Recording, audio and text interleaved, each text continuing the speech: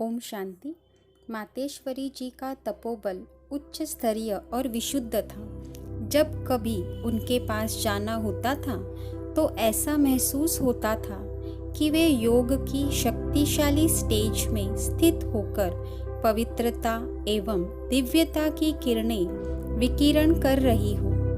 उनके नयन स्थिर, चेहरे पर मुस्कुराहट और मुखमंडल दिव्य आभा को लिए होता था। मम्मा इस विविधता पूर्ण विश्व नाटक में अटल निश्चय होने के कारण सदा निश्चिंत रहती थी। यदि बाबा ने उनको कोई ऐसा कार्य सौंप दिया जिसका उन्हें अनुभव न हो या वह बहुत कठिन हो, तब भी उन्होंने कभी ऐसा नहीं कहा कि मैं इसे कैसे करूँगी, मैं तो इससे अपरिचित हूँ, बल्कि उन्होंने सदा जी बाबा ऐसा कहकर जिम्मेवारी को स्वीकार किया और उसे संपन्न करके दिखाया।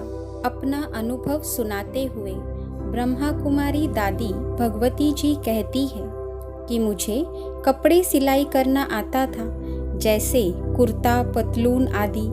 एक दिन मम्मा ने मुझे बुलाकर कहा, भगवती तुम कोट सिलाई करती हो? मैंने कहा, नहीं मम्मा, मुझे कोट सिलाई करना नहीं आता।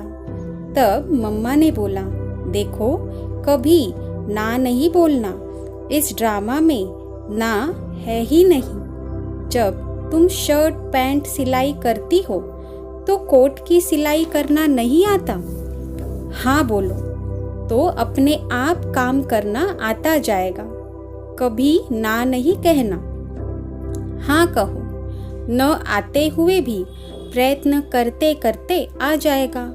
इसी प्रकार कोशिश करते करते कोट सिलाई करना आ ही गया। उस दिन से मैंने किसी सेवा को ना नहीं कहा, हर बात में हाँ जी करने लगी।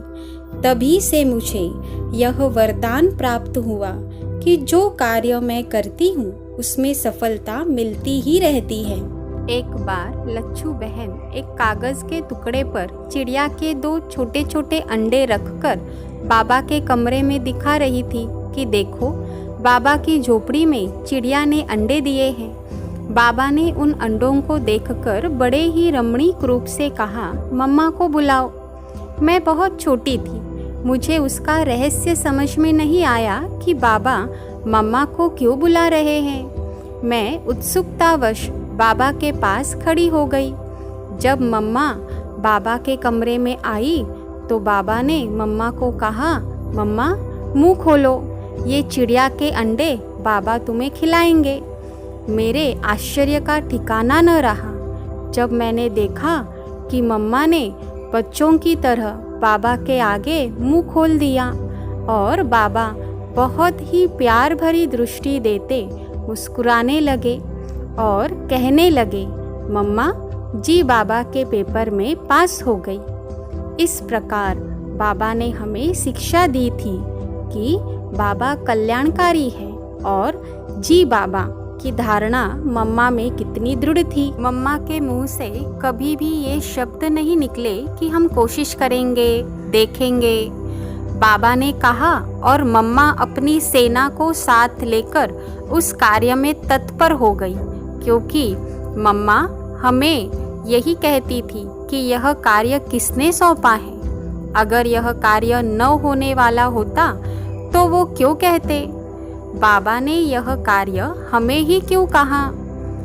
उसको करने की योग्यता हमारे में है, इसीलिए कहा है ना। बाबा की कोई भी आज्ञा अथवा सेवा के लिए ना नहीं कहना। इस तरह मम्मा से बहुत प्रेरणा मिलती थी।